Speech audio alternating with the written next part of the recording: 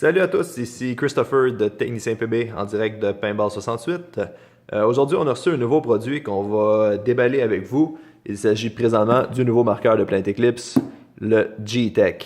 En partant, on va faire le déballement de la boîte, montrer un peu qu'est-ce qui est inclus avec, à qu'est-ce qu'on doit s'attendre, et puis un mini review du produit. Donc présentement, on peut voir la boîte qui est vraiment belle. On parle d'un vraiment un beau case. Bien rigide en fait qui va protéger votre marqueur. Ça a tout le temps été un des flambeaux là, de Plaint Eclipse. On dézippe, on rouvre.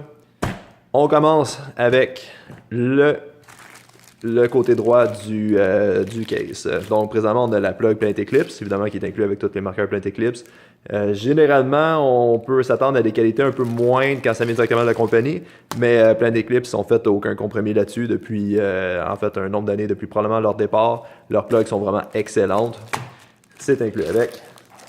On a un canon Shaft 4 bien emballé. On veut pas de graphing là-dessus. Donc le canon Shaft 4, pour ceux qui ne connaissent pas ça, c'est un canon avec un filet inversé qui est à l'avant. Donc, il va falloir essayer de dévisser pour visser le front au back.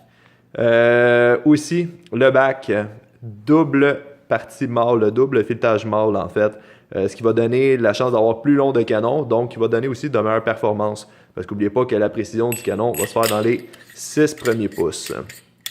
Donc, je me souhaite avoir, on visse en envers. Et voilà. Le beau canon noir et bleu.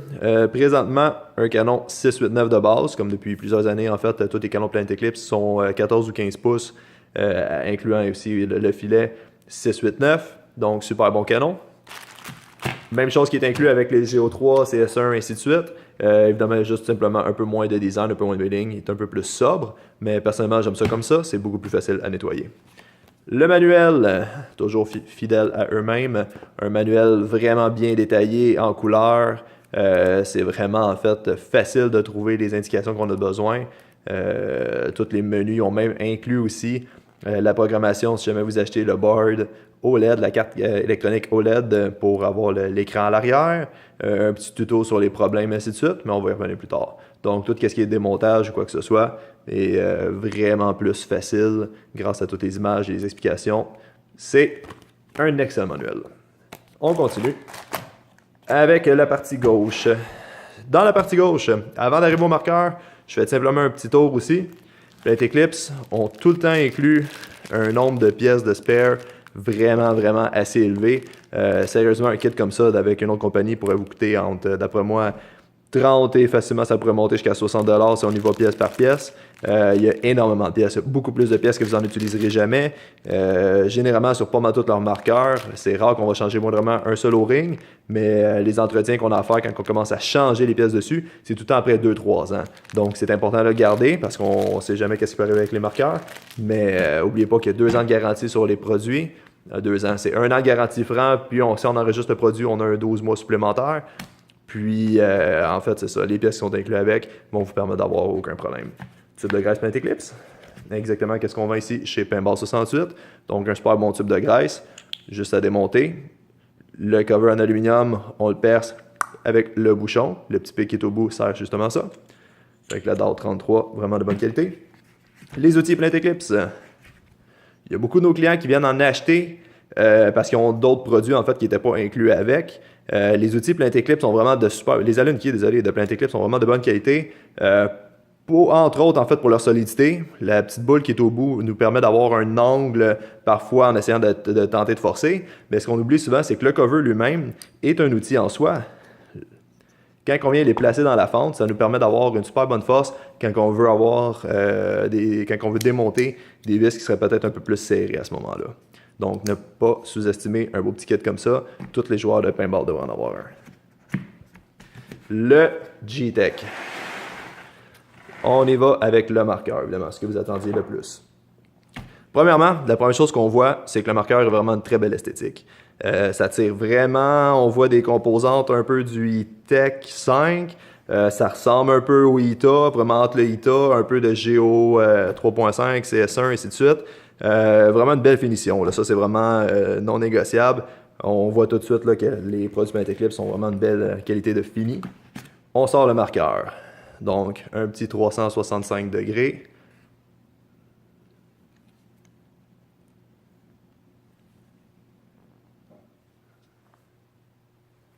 Et voilà. On vous l'a montré sur tous les angles. Quand on l'a dans les mains, niveau poids, la première chose qu'on se rend compte, le poids est quand même acceptable. Je ne vous mentirai pas que ce n'est pas le marqueur le plus léger sur le marché. Je ne vais pas vous faire peur, là. Allez pas croire que c'est un marqueur qui est lourd, en fait, et quand même plus léger que le Ita. C'est sûr que c'est pas un popette, la grosseur du marqueur est quand même un peu plus large. Je dirais que c'est quand même comparable à un Geo 3, pour en avoir eu quelques-uns.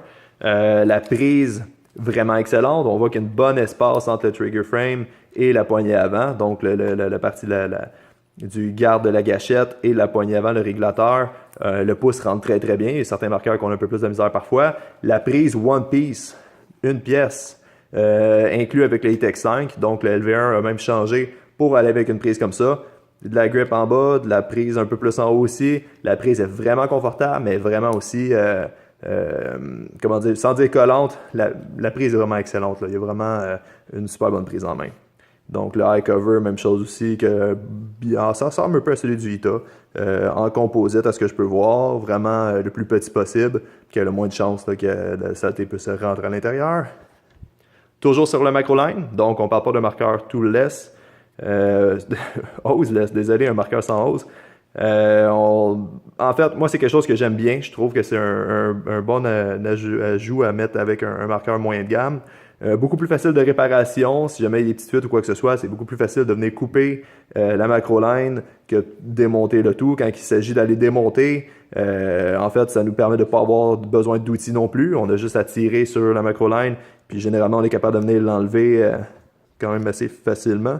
Lui, flambant neuf, et voilà, je l'ai eu. Donc, c'est beaucoup plus facile de faire ça que de transporter des outils sur nous-mêmes pour devoir démonter le régulateur. Est-ce qu'il est bien plugué? Oui, il est. Désolé, je reviens avec ça. On s'en va vers niveau board. Pas mal la même chose que les Tech 5. Je pense qu'en fait, c'est même identique. On voit qu'il y a déjà l'écran prêt pour l'ajout, je pense, si je ne me trompe pas, à 90$ pour mettre la carte électronique avec le display OLED. Lui fonctionne évidemment avec un piton et c'est un LED. On va voir la lumière jaune et vert pour la batterie qui est pleine. Le jaune pour indiquer qu'il n'y a pas de balle à l'intérieur. Si je mets mon doigt, ça va changer au bleu. Donc vraiment identique à ce moment-là au E-Tech 5, très semblable au Ita. On tient le piton. Le marqueur, évidemment, on l'avait déjà preseté. On a triché un petit peu en ramping. Eyes off pour la lumière mauve. On le retient, on change. Rouge, il est éteint. Niveau feed neck, même chose que les Ita E-Tech. Pas différent, en fait, c'est une formule gagnante. C'est un feed neck qui ne brise pas vraiment souvent. Très solide, facile d'ajustement. Un allen key d'un bord, plus le petit swivel de l'autre côté. Donc, on y va dans le concret juste après le ASA. Le ASA, même chose que le Ita E-Tech. On parle d'un knob. C'est le même système que le OOPS, le push, désolé, le push button de Plaint-Eclipse. Mais le système OOPS, lui, oups, il est avec un knob swivel. Donc, on doit simplement visser la partie avant noire pour aller pousser la pin qui va faire rentrer l'air dans votre marqueur.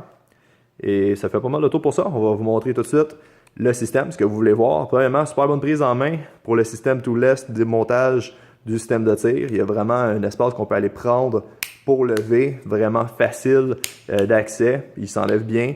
Quand il est sous pression, ben en fait, c'est là que c'est la beauté de la chose aussi. On ne l'accrochera pas, là, en fait. Je ne suis même pas sûr que vous êtes capable de l'enlever, non seulement. Donc, vraiment quelque chose de numéro 1 pour le système sans outils. On continue avec la bolt assez rapidement. La bolt, en fait, c'est nouveau pour Plaint-Eclipse. Malgré que c'est un système qui va ressembler énormément au Geo, c'est réellement un système spool valve. C'est la première génération de spool valve de Plaint-Eclipse. Ils n'ont pas fait de marqueur spool valve auparavant. C'est quelque chose qui est quand même assez semblable là, au Geo quand même. C'est juste la façon que la valve va venir bouger à l'intérieur qui va faire toute la différence. Mais c'est quand même assez facile d'entretien et à comprendre comment ça fonctionne. On peut venir démonter en deux avec un filet le système à l'intérieur. Donc, on voit déjà le spool valve à l'intérieur, le petit spring pour l'activation et un guide, un beau petit guide dans le spring qui va empêcher le spring de se tordre comme les premières générations de Ita. Pour l'arrière, la chambre à air, c'est pas mal identique au Géo 3.5. Donc le système toolless pour de démontage, les O-rings statiques en place pour recevoir l'air, plus la chambre en fait là, pour la chambre à air elle-même. Si on continue vers l'avant, on va démonter la bolt. Oh, je vois que j'ai démonté deux choses en même temps. La canne, même chose que celle des Géo. Petit O-ring à l'extérieur, petit O-ring à l'intérieur pour sceller le tout. La bolt elle-même, c'est là que je vais devoir peut-être remonter ça pour bien vous le montrer. Le système de spool valve, en fait, c'est tout simplement la direction, le mouvement qui va se faire à l'intérieur, qui va être un style valve et non popette, parce qu'elle ne sera pas frappée par l'air, elle va juste bouger pour laisser passer l'air ou ne pas laisser passer l'air. Niveau entretien, en fait, ça va être quand même assez simple. On va avoir les 4 O-rings qui sont sur le spool, la spool valve à l'intérieur, la tige rouge que j'ai dans les mains présentement, qu'on va nettoyer et regresser. Et niveau de la canne, pas la canne, désolé, le body de la valve, c'est quand même assez simple aussi. Là, on va faire exactement le même job. C'est pas plus compliqué que ça. Donc, niveau remontage, on va replacer le tout. Refermer le marqueur. La pièce qui est en face, celle que j'ai présentement dans les mains, est sous tension du spring. Donc, évidemment, on va s'arranger là qu'il n'y ait pas de problème. Il faut qu'elle soit quand même un petit peu serrée. Je vais même tricher, prendre une petite Allen key pour venir la serrer. Sans dire la serrer, la coter au maximum. Donc, on voit le mouvement qui va se faire avec le spool valve pour laisser passer l'air ou pas. La bolt elle-même, on voit qu'il n'y a pas de type en rubber. Donc, c'est sûr qu'il va laisser des avantages d'avoir un marqueur plus haut de gamme pour tirer de la balle plus fragile. Malgré que les commentaires jusqu'à date sont excellents pour ce qui est de la fragilité des balles qu'on peut tirer. On remet la bolt en place. La bolt très semblable à celle des Géo. Un petit peu une forme différente, mais c'est pas. Vous allez vous retrouver assez facilement. On revisse le tout. Tout est en place. Donc ça s'insère très facilement. Il faut tout simplement moindrement un petit peu l'enligner droit et ça se reclippe. Donc, et voilà. On va vous faire une vidéo avec un review un peu plus complet. Mais pour le déballage du nouveau marqueur de la boîte du nouveau marqueur G-Tech de Plainte Eclipse. Très beau fini. C'est tout pour l'instant. On vous redonne des nouvelles dans pas long. Laissez-nous des commentaires.